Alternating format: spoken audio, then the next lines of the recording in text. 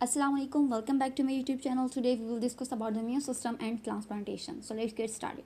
Immune system basically इसमें दो parts होते हैं हमारे पास। एक होता है इम्यूनेट इम्यूनिटी, एक होता है अडॉप्टिव इम्यूनिटी। ठीक है, इम्यूनेट इम्यूनिटी का काम ये होता है कि सिर्फ वो डिटेक्ट करता है कि ये ऑर्गन हमारी बॉडी से बिलोंग करता है या नहीं करता। ठीक है, अगर नहीं करता तो इसका काम क्या होता है कि ये जाकर अडॉप्टिव इम्यून सिस्टम को एक्टिवेट कर देता है। ठीक है, अब अडॉप्टिव इम्यून सिस्टम जब एक्टिवेट हो जाएगा वो किस तरह से वर्कआउट कर रहा होता है, इसमें हमारे पास जो है स्पेशलाइज टाइप के वाइट ब्लड सेल्स की स्पेशलाइज टाइप होती है सेल्स की, जिन्हें हम डेंडेटिक सेल्स कहते हैं। डेंडेटिक सेल्स बेसिकली क्या कर रहे होते हैं, ये इन्फॉर्मेशन कैरी कर रहे होते हैं। ठीक है, थ्रू आउट द किडनी से कहाँ लेके जाएंगे ये इन्फॉर्मेशन, लिम्फ नोड में, और लिम्फ नोड से ब्लड तक लेके जाएंगे, ब्लड सर्कुलेशन में। इस तरह क्या होता है कि पूरी बॉडी के अंदर की इन्फॉर्मेशन चली जाती है कि ये ऑर्गन और ये बॉडी का पार्ट हमारी बॉडी से बिलोंग नहीं करता, ये क्या है, ट्रांसप्लांट किया गया है या कहीं और से आया है।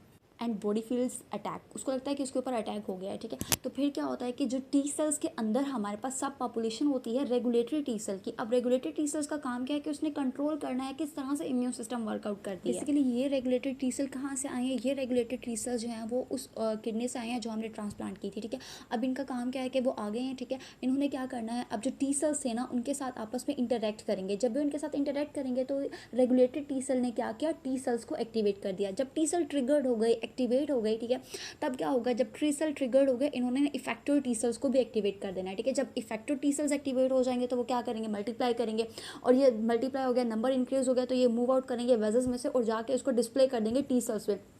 मतलब जाके शिकायत लगा दी टी सेल्स को कि भाई हमारी बॉडी में कोई इन्वेडर घुस आया, अब इसके खिलाफ हमने फाइट करनी है। तो जैसे ही टी सेल्स एक्टिवेट होता है वो क्या करते हैं, जो किडनी हमने ट्रांसप्लांट की थी ना उसके ऊपर जो है अटैक करना स्टार्ट कर देते हैं, उस किडनी को डिस्ट्रॉय करना स्टार्ट कर देते हैं। हमारा इम्यून सिस्टम इतना एक्टिव होता है, ठीक है, अगर उसको कंट्रोल ना किया जाए तो कोई भी ऑर्गन का ट्रांसप्लांटेशन जो है वो पॉसिबल नहीं है। वो उसको क्या कर देगा, किल कर देगा और उस बॉडी ऑर्गन को बिल्कुल डिस्ट्रॉय कर देगा। तो फिर किस तरह से इम्यून सिस्टम्स के इस अटैक से हम अपने न्यू ऑर्गन को बचा सकते हैं, तो इसके लिए क्या किया जाता है कि इम्यूनो कंप्रेसिव ड्रग्स जो हैं वो पेशेंट को लगाए जाते हैं। ठीक है, इससे क्या होता है कि आपका इम्यून सिस्टम जो है वो सुप्रेस्ड हो जाता है। जब आपका इम्यून सिस्टम सुप्रेस्ड हो गया, अब वो क्या नहीं कर सकता, उस ऑर्गन के खिलाफ जो है एक्टिवेट नहीं हो सकता। ठीक है, उसको किल नहीं कर सकता या उसको डिस्ट्रॉय नहीं कर सकता। लेकिन इसका साइड इफेक्ट पेशेंट पे ये भी होता है कि जब उसका इम्यून सिस्टम सप्रेस्ड हो गया लाइक, तो अब वो किसी भी डिजीज़ के खिलाफ नहीं लड़ाई कर सकता उसकी बॉडी। ठीक है, अब कोई इन्वेडर आ गया, कोई वायरस आपकी बॉडी में इंटर हो गया, तो आपको क्या है, लाइकली चांस ये होते हैं कि वो पेशेंट जो है ना अगेन एंड अगेन उसका किसी भी डिफरेंट डिजीज़ के साथ इनकाउंटर होता रहता है।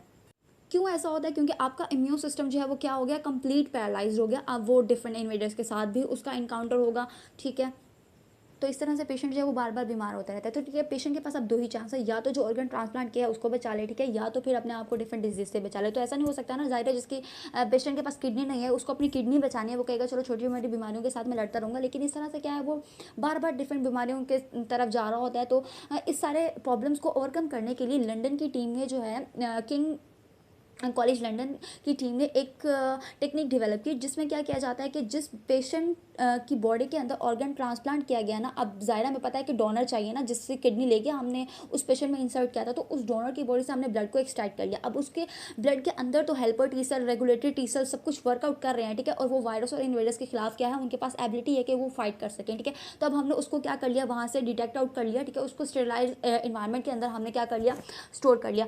अब ये जो ब्लड के अंदर से हमने रेगुलेटरी टी सेल्स और हेल्पर टी सेल्स को एक्सट्रैक्ट आउट किया फ्रॉम द डोनर। ठीक है, जो कि बिल्कुल ठीक है, वायरसेस के खिलाफ भी उनके पास जो है क्या है, कैपेसिटी है कि फाइट कर सके। तो अब हमने क्या कर लिया, अब उन सब चीज़ों को इंजेक्ट कर देना है हमने पेशेंट की बॉडी में। ठीक है, पेशेंट की बॉडी में जब हमने उसको इंजेक्ट करेंगे तो वो क्या करेंगे, regulatory T cell dendritic T cells के साथ जाके जो है वो क्या कराएंगे, दोबारा से उसको क्या कर देंगे, एक्टिवेट कर देंगे। ठीक है, किस वाली किडनी को किडनी के अंदर डेंड्रिटिक सेल्स और रेगुलेटरी टी सेल्स को एक्टिवेट करेंगे जो कि हमने ट्रांसप्लांट की है ना। ठीक है, डोनर की बॉडी के साथ वो एक्टिवेट हो जाएंगे, और इस तरह से क्या है कि जो पेशेंट है उसकी बॉडी के अंदर ऑर्गन की ट्रांसप्लांटेशन तो सक्सेसफुल हमने पहले ही करवा रही थी, क्योंकि इम्यून सिस्टम उसका पैरालाइज था। तो जो हमने डोनर की बॉडी से अब डेंड्रिटिक सेल्स डाल दिए, अब हमने रेगुलेटरी टी सेल्स डाल दिए, वो वायरस के खिलाफ क्या कर सकते हैं, फाइट आउट कर सकते हैं। ठीक है, इस तरह से हमारे पास सक्सेसफुल ट्रांसप्लांटेशन भी पॉसिबल है, और हम पेशेंट को डिफरेंट डिजीज से, वायरसेस के, इन्वेडर्स के अटैक से भी बचा सकते हैं। सो कैसे लगी आपको वीडियो, ये न्यू इन्फॉर्मेशन होपफुली आपको बहुत पसंद आई होगी। Thanks for watching, do subscribe to my channel and hit the like button. अल्लाह हाफिज़।